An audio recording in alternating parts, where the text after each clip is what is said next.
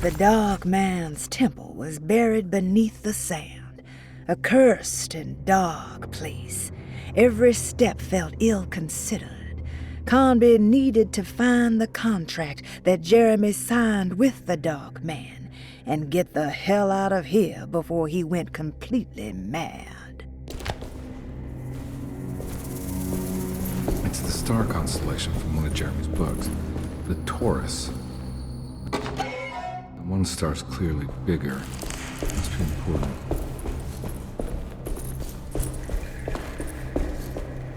I got a feeling this is it. This is where the contract is hidden. But how do I get to it?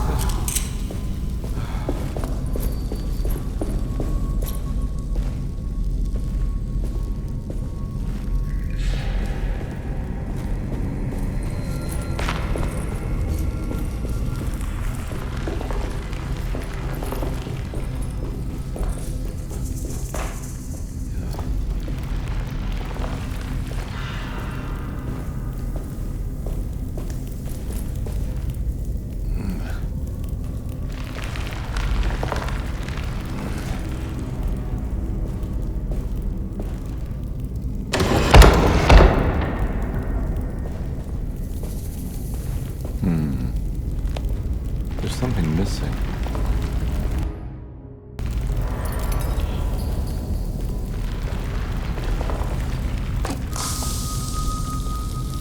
This one looks operational. It worked.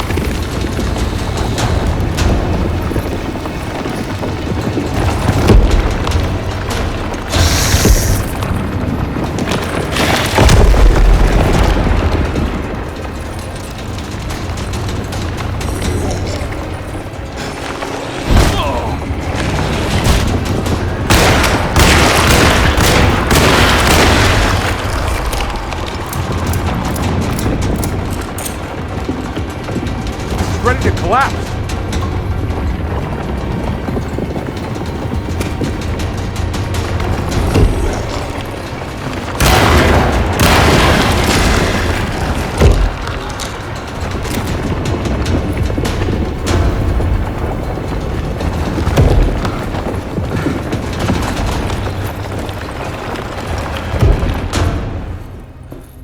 What is going on?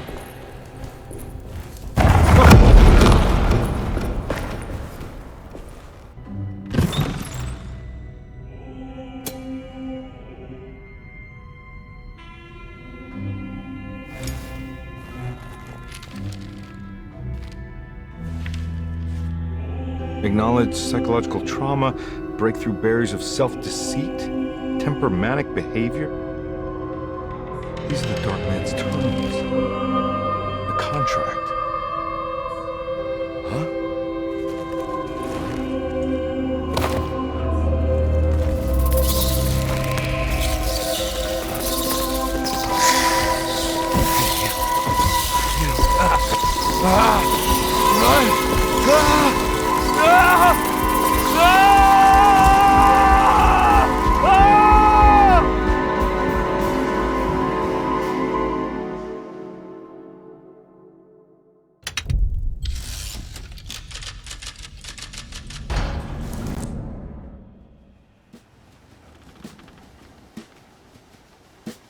Hey.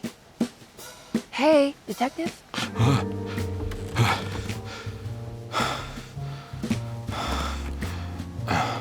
What are you doing? Oh, I found something. Great. Was it alcohol? God, no, I just got the wind knocked out of me. I think I know how to break the contract with the Dark Man. What exactly does that mean? Everything going back to normal. All right. I found some more information on Dorsetto and the patients. There are some seriously strange things going on here. I'm pretty sure 2 of the patients are dead and maybe even the clerk. Oh, yeah. I kind of just gave up on worrying about that. Well, just keep your eyes open, I suppose. What were you doing again? Jeremy made a pact with the Dark Man to keep all the madness locked inside Dorsetto. All right. I'm gonna break it. I just have... Where is it? Where's the talisman? It's around your neck? Ah! I worry, detective. Don't, I'm fine. I worry that you're not much help on this case. At least you're a good distraction. Trust me. You're getting your money's worth. At this rate, I'm an absolute bargain.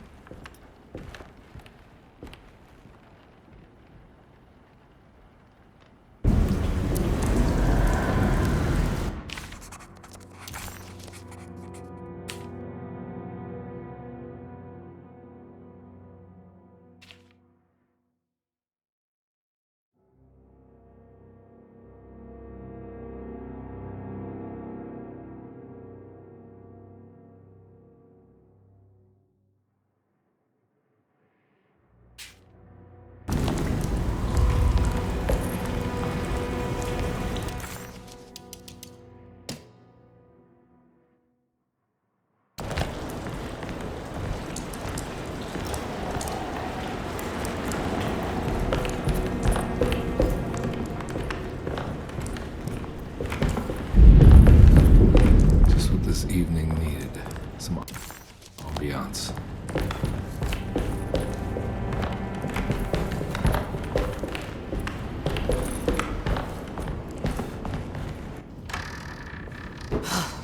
Got to be around here somewhere. He wouldn't leave this house. I don't know what to think anymore. You run into that detective fella? Who is he? Can he be trusted? I think he one of the good guys. Well, you know, like us. Will he be all right with her coming? Praise the mother. You don't need to know about all that.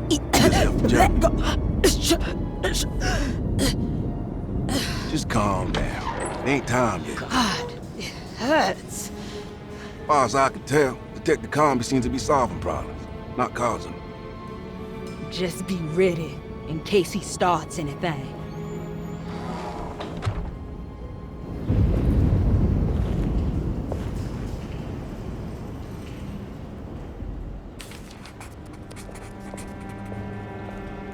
The two orderlies still hadn't found Jeremy. Conby figured this was good news. Emily had reminded him about some strange deaths at Deseto, and Conby wasn't sure who he could trust.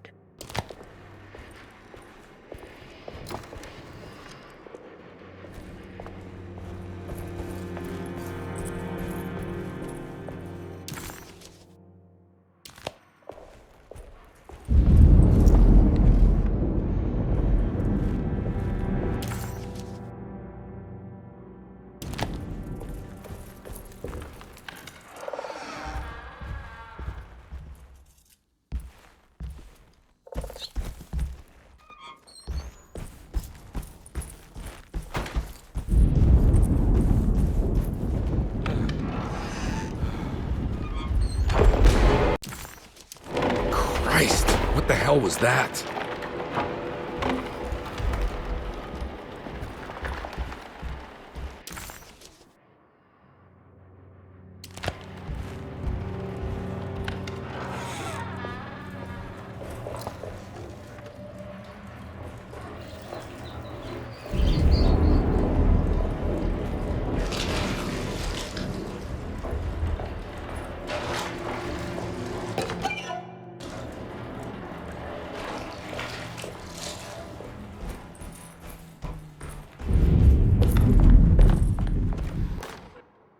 We must have faith that Jeremy's pact with the Dark Man is a bluff. If we are lucky, our visitors will find him and prove it's all nonsense before night falls. What is true is our attempt to call on her. Too many things have happened for this evening to be in vain. Think of Jack and Cassandra, even Perosi, whose circumstances I can't understand. Grace is our goat without horns. She knows it and will play the role. You must talk to your brother, Batiste. I worry that he will fail us. Mrs. Thompson.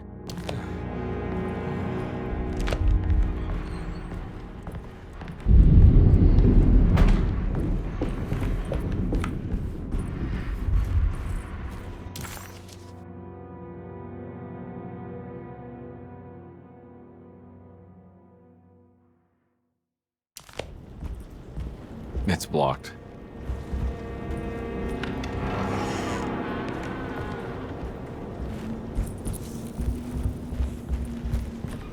Emily will have to die. We can't let her ruin our plans. I don't want to run into the orderlies right now. Not sure I can trust them. I don't worry about it. No.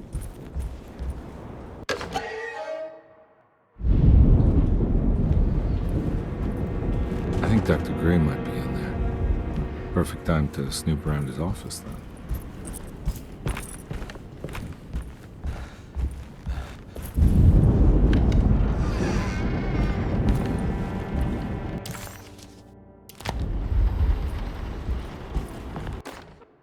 Lunacy and the Astarte Artist Colony, a monograph by Yael Klein. In early 19...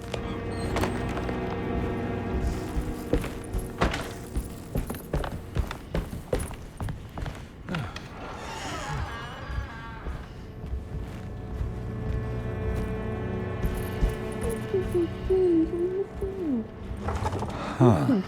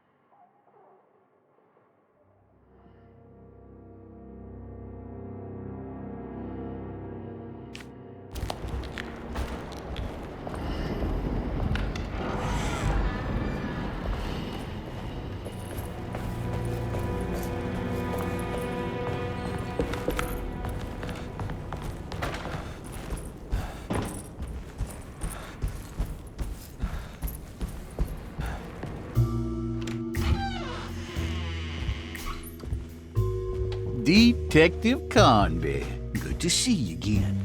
Solved your case yet? I'm trying. Hey, Grace, you okay? Oh, she is just peachy, Detective.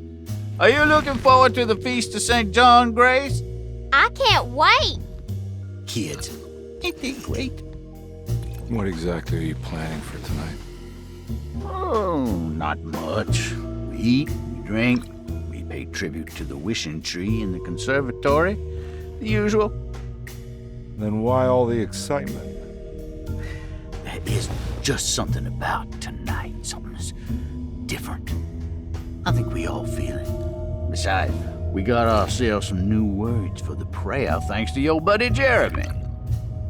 She'll come and turn the world inside out, and things will begin again. That sounds strangely threatening. You should come. Oh, God damn it, Grace. Stay put for once.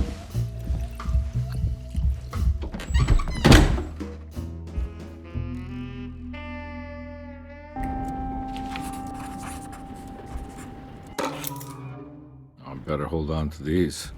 Wouldn't want them to get lost. There's something missing.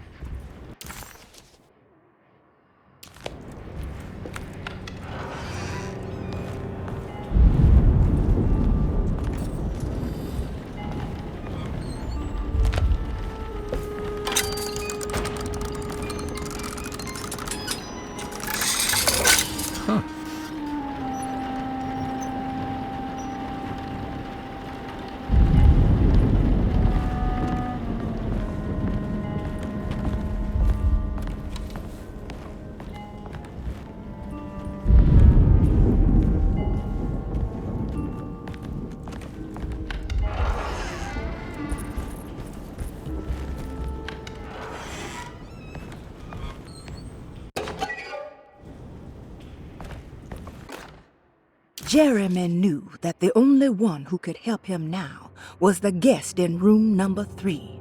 The room seemed to have been empty for so long.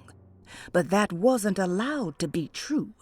The story needed to be different. To include something from the outside, he would bring the guest back to room 3 and show them what was in that safe. 913. But those were not the right numbers. That was the combination for the safe in the clerk's office.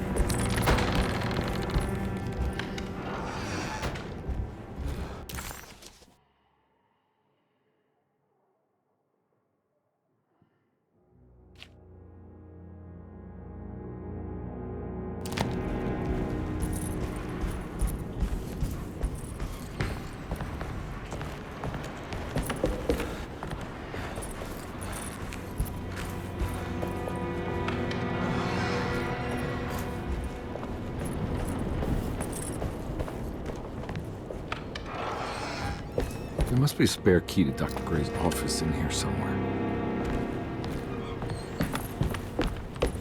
I don't have the combination for this. But maybe Jeremy did.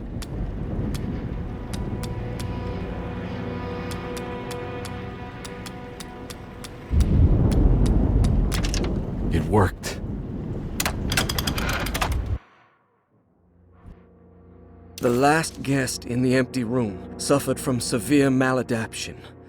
I must write this down, because if I understand the condition sufficiently, it could make me deny this fact at a later date, and there is reason for me to think I may come to suffer the consequences from this dysfunction, as some who came in contact with the guest seemed to adopt a new worldview in which everything was predetermined but broken.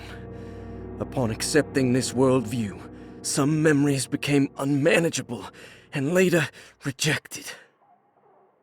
I do not know what this means. I cannot even remember the fate of the guest. I think they were simply misplaced one day and forgotten. Just like all documents pertaining to this guest, they have all been destroyed, or they never existed in the first place. Who wrote this? There has never been a guest in the empty room.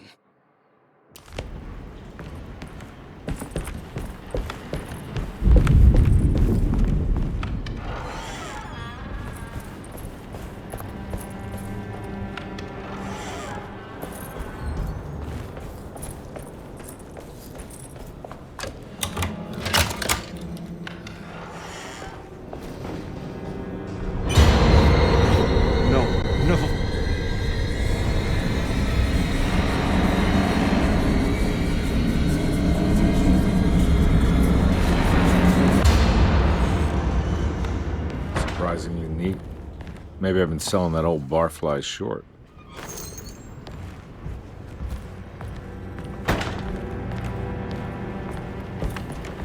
Looks like McCarthy has something hidden inside.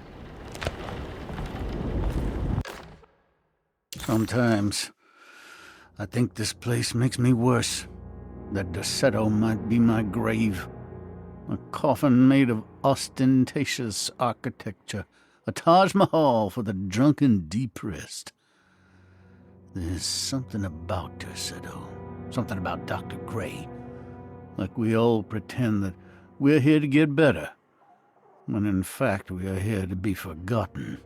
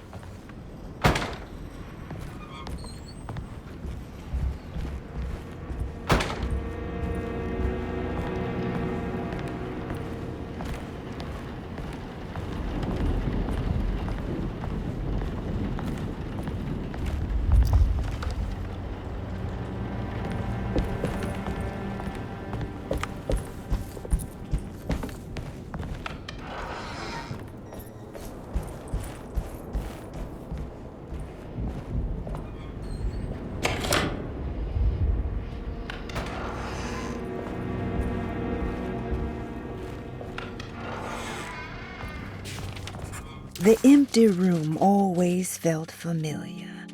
It had a mild fragrance of crushed leaves and wet sand that somehow convinced visitors that they belonged. It wasn't real, of course, but it was more real than many other things you could find. This is my room. I belong here. I recognize this view.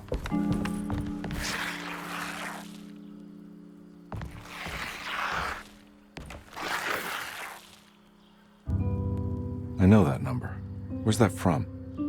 I did this. I wrote that.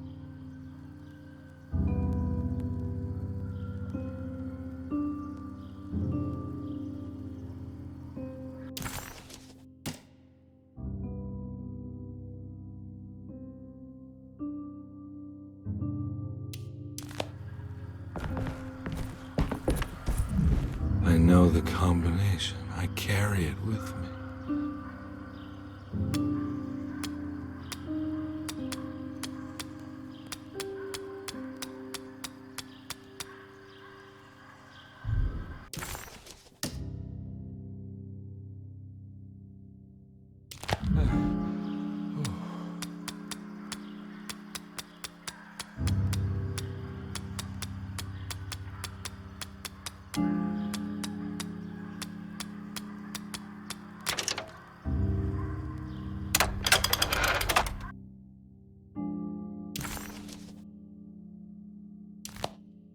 Detective, I have made many discoveries in my case. The child we want is safe, thanks to good people like me and you. We're so similar, but you don't see all the things I do. To find your man, Jeremy, you also need to look for the girl. It has always been that way. The young deliver us all. You should have a look in my room. There's a piece of the puzzle you will need. Take care now. My coffee. How long have I been here?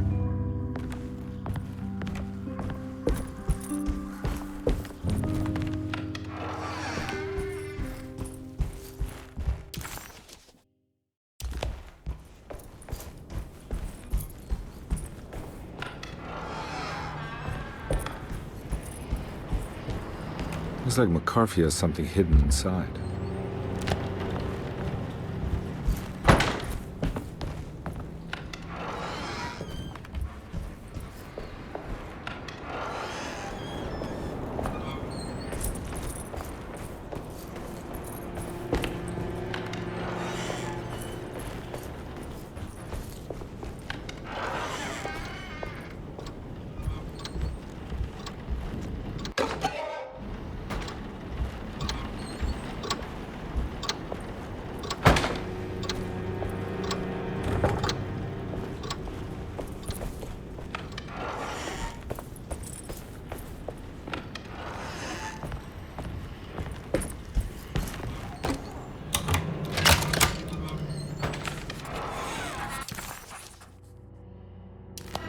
Dr. Gray's office, all to myself.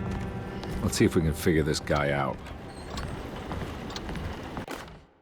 I have finished tidying up Miss Beauregard's belongings.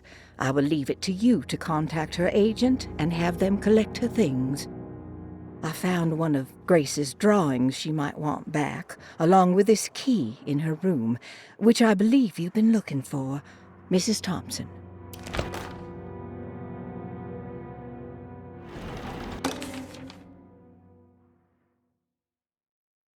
This is where McCarthy has hidden my favorite young. It's very important.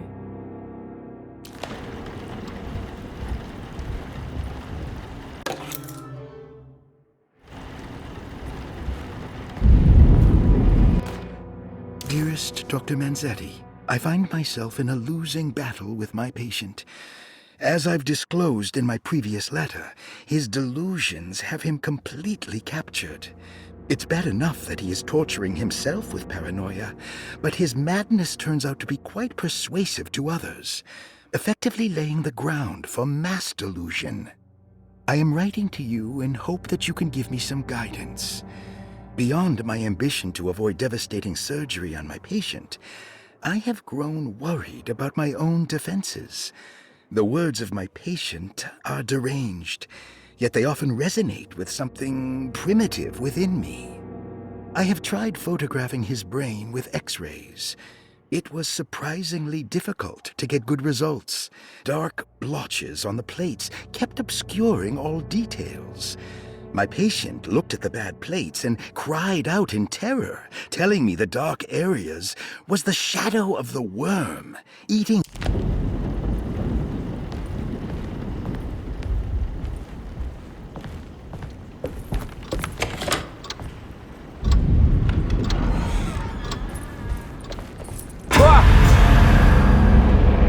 This can't be.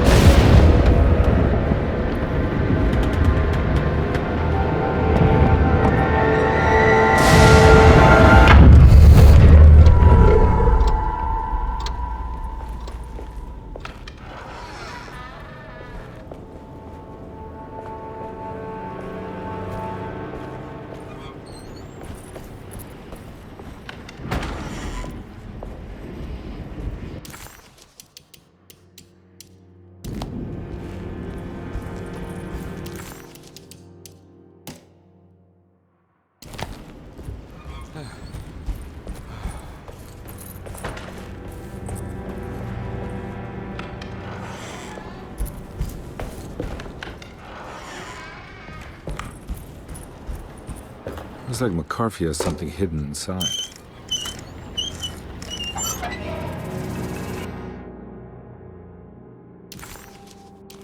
Why would McCarthy lock this up?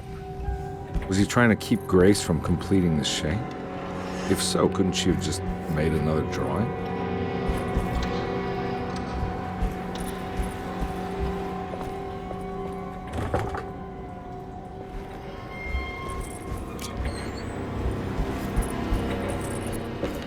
What the hell happened in here?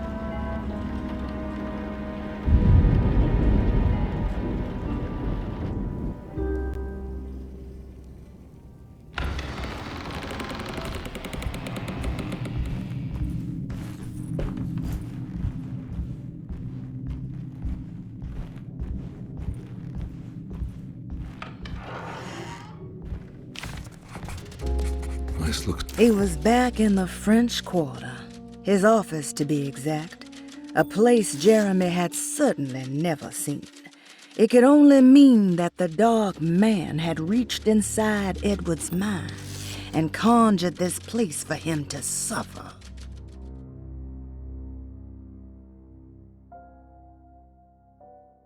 Familiar? That's me, isn't it? How long has it been since I drowned myself in drink and depression? It all felt so peaceful, slipping away into oblivion. A welcoming, dark voice wrapped around my mind like a heavy blanket. It turned off suddenly as I woke up from the sound of my office door closing shut. A messenger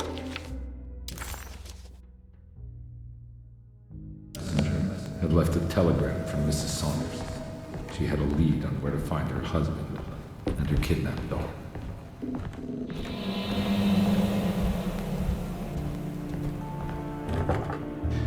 I think I need to figure out where I'm going first. God, I used to drink so much back then. When was this exactly? What case was I working?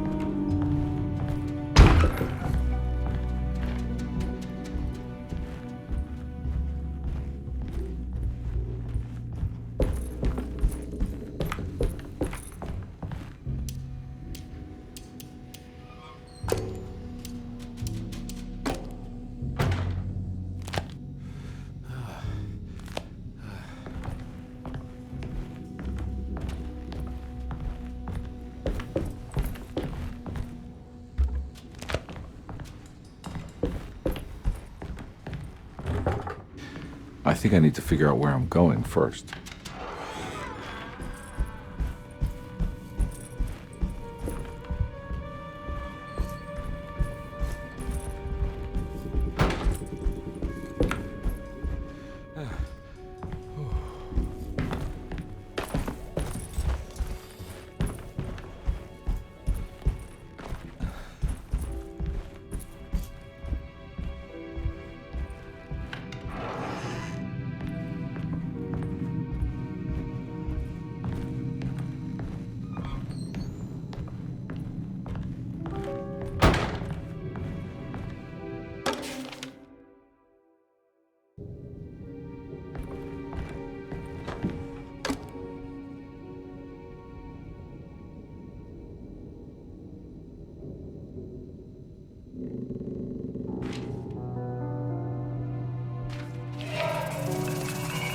I remember this case. Some kid got taken by her father, headed out of state, but he had made a mistake by selling a painting that his wife actually cared about to a collector named Thornhill to fund his venture. That's how I tracked him down. At least I think so.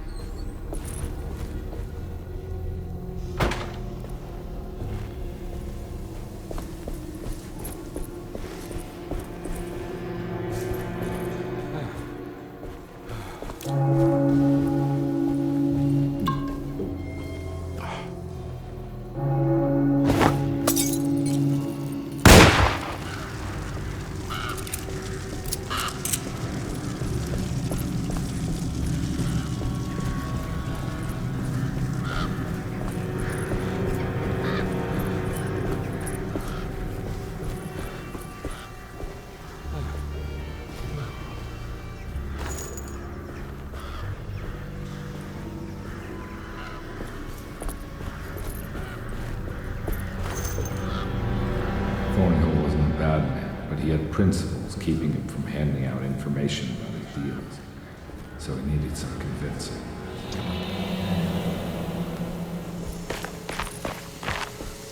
Well, every case can't be squeaky clean.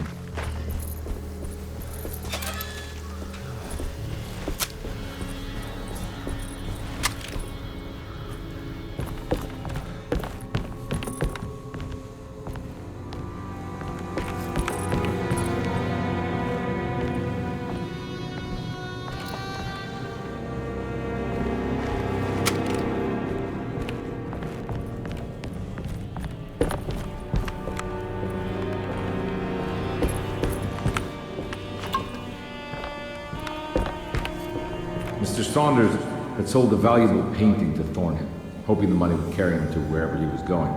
The painting, now leaning on an easel in Thornhill's bedroom, had a certain mesmerizing gloom that seemed to call out to me, telling me I was needed for something important. I felt myself falling into the painting, only being brought back by Thornhill, thrusting an address to a Hotel St. George into my hand and asking me to get the hell out.